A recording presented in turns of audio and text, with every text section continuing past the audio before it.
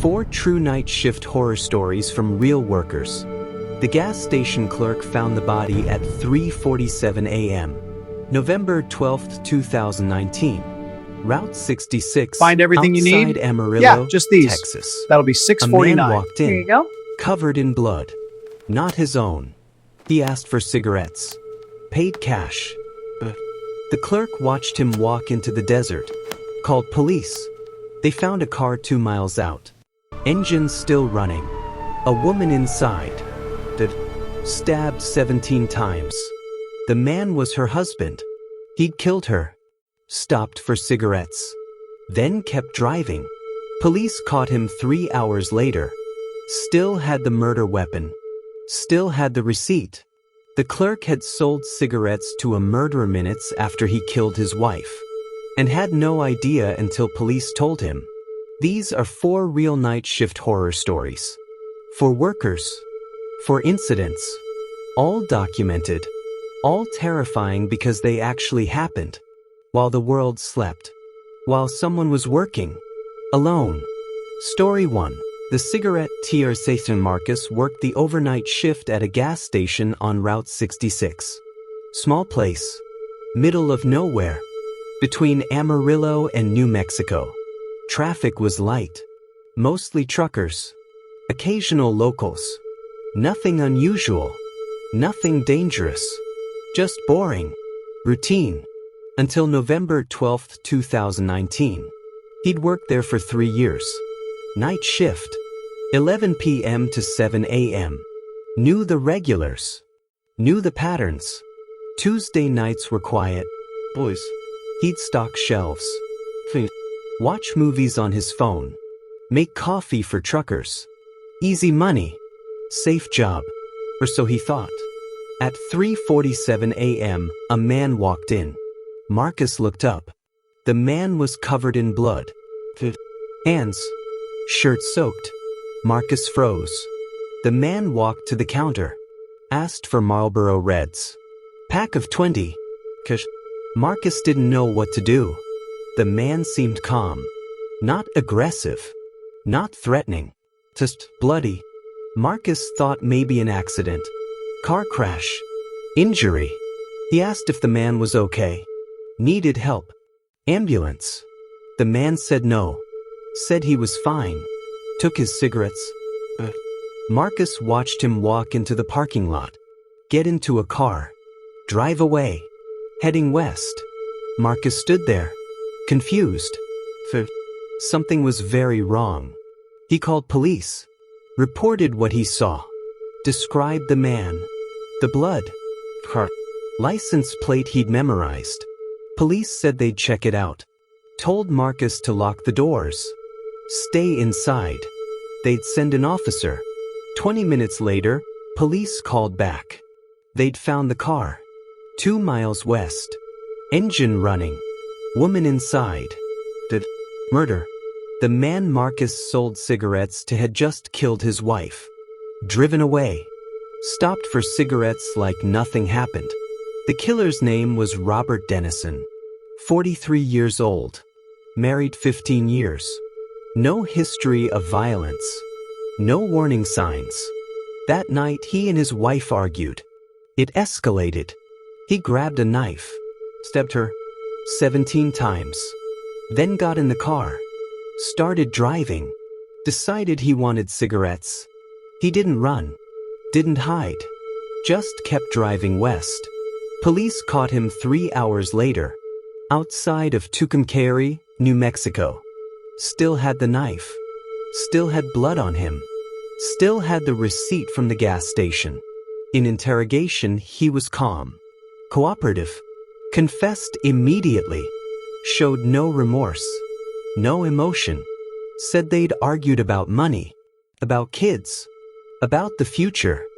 Said he didn't plan to kill her. Just happened. Like he was describing a fender bender. He's serving life without parole. At a prison in Texas. The case is closed. But Marcus never went back to that gas station. Quit the next day. Couldn't work nights anymore. Couldn't be alone. Couldn't stop seeing that man. Bloody. Buying cigarettes. Like nothing was wrong. The horror isn't just the murder. It's the normalcy. A man kills his wife, then stops for cigarettes, conducts a transaction, then drives away. No panic, no urgency, just a routine errand. After murder, and Marcus served him, made change, gave him a receipt, had no idea he was looking at a killer. Minutes after the killing, could have been a regular customer, could have been anyone. That's what haunts Marcus. The casualness, the normalcy, evil wearing an everyday face. Night shift workers see people at their worst, at their most vulnerable. At 3 a.m., everyone's guard is down. Everyone shows who they really are. And sometimes, who they really are is a monster. And they buy cigarettes. And say thank you. And leave. Story 2. The Hospital Basement Discovery. Sarah worked as a night nurse at St. Anthony's Hospital in Detroit, Michigan. Old building. Built in 1923. She'd been there 5 years. Night shift. 11 p.m. to 7 a.m. Mostly quiet. Occasional emergency. But generally calm. Predictable. The hospital had a basement. Storage. Old equipment. Records. Maintenance area. Nurses rarely went down there. No reason to. Everything they needed was on the floors. But on March 8, 2017, Sarah's supervisor asked her to get supplies from basement storage. The elevator to it was broken. She'd have to take the stairs. Sarah went down, unlocked the basement door, turned on the lights. Rows of shelves, boxes, old medical equipment. She found what she needed, turned to leave, then heard something. A voice, faint, calling for help. She stopped, listened. The voice came again. Help, please, help me. Sarah followed the sound, past the shelves, to the back of the basement, found a door, painted over, hadn't been opened in years. The voice came from behind it. Sarah tried the handle, but she called out, asked if someone was there. The voice responded, "I'm locked in. Please, get me out." Sarah ran upstairs, got security, brought them down. They forced the door open. Inside was a small room, concrete, empty except for a mattress, and a woman, dirty, malnourished, terrified. She said her name was Linda Morrison. Said she'd been there for 3 days. A hospital employee had locked her in, assaulted her, left her. She'd been screaming. No one heard, until Sarah came down. Police were called. Linda was taken to the ER. Different floor, different nurses. Sarah stayed with security, gave her statement, told them everything. The voice, the door, the room. Who knew it was there? Who had a key? Investigation revealed the room had been a storage closet. Decades ago. It was decommissioned in the 1970s. Painted over. Forgotten. But someone knew about it. Someone with access to the basement. Someone who worked there. Linda identified her attacker. Maintenance worker. James Calloway. 52 years old. Worked at the hospital for 12 years. Background check had been clean. No criminal history. No complaints.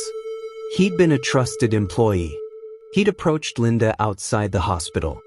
She was a patient's family member. Visiting. He offered to show her a shortcut. Led her to the basement. To that room. Locked her in. Assaulted her. Told her he'd come back. Never did. Just left her there. To die. Calloway was arrested.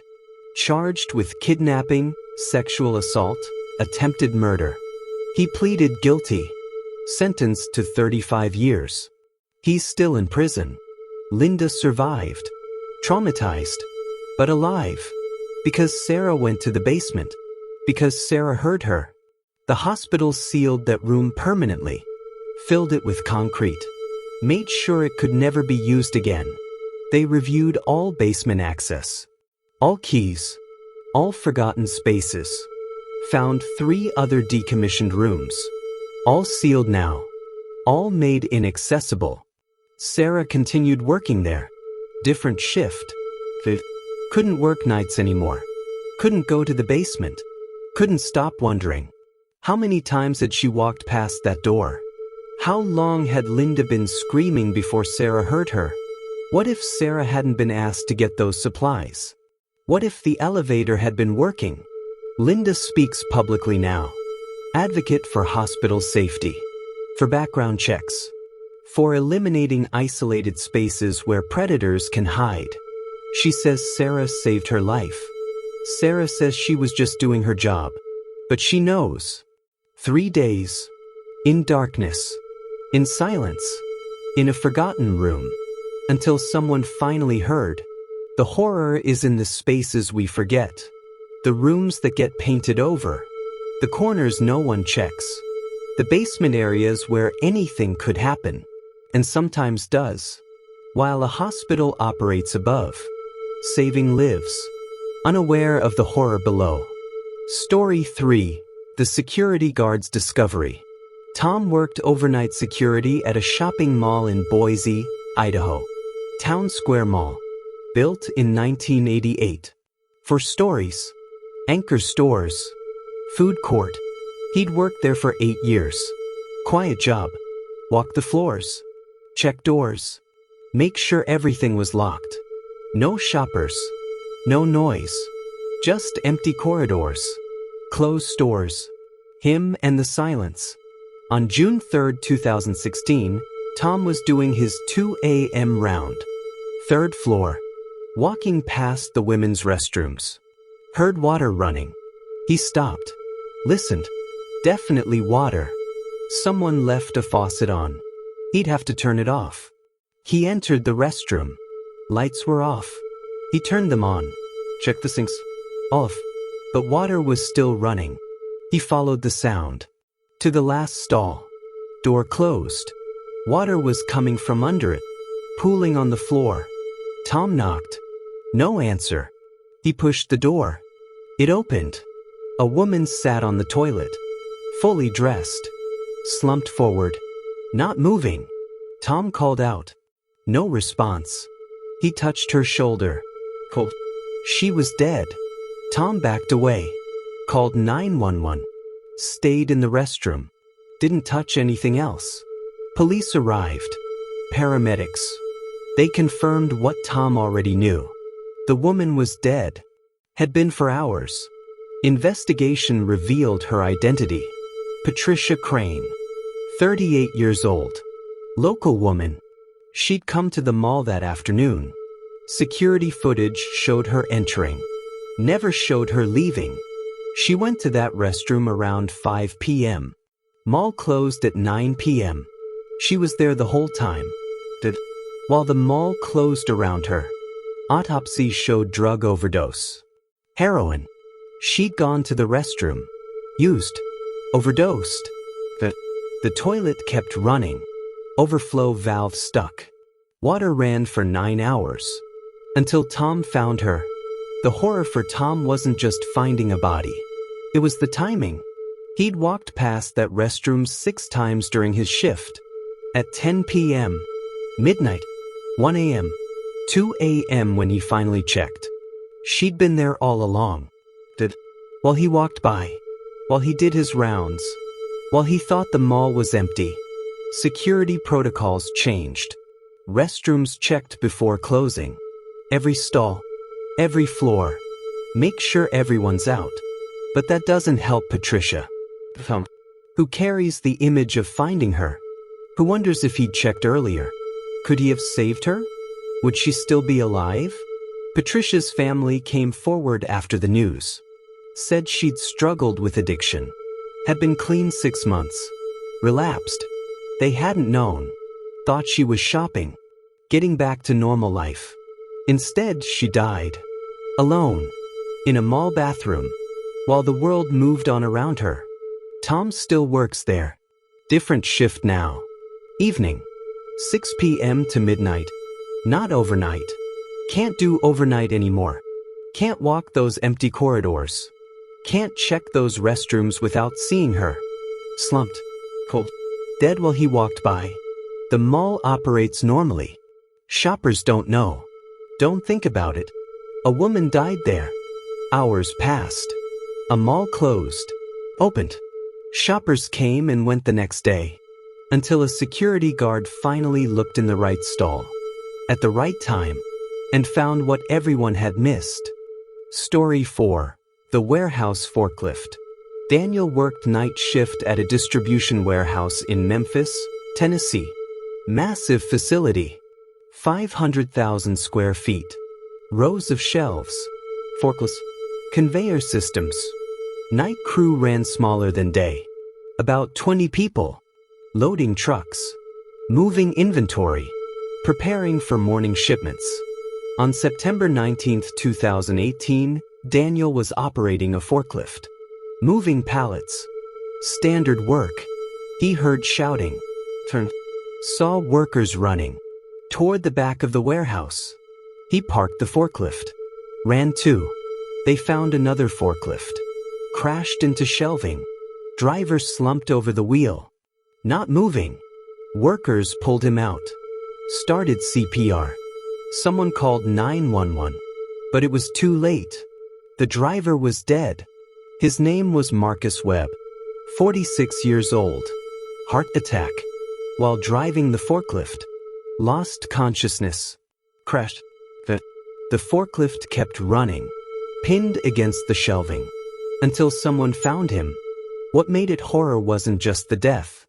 It was what they found when they reviewed security footage.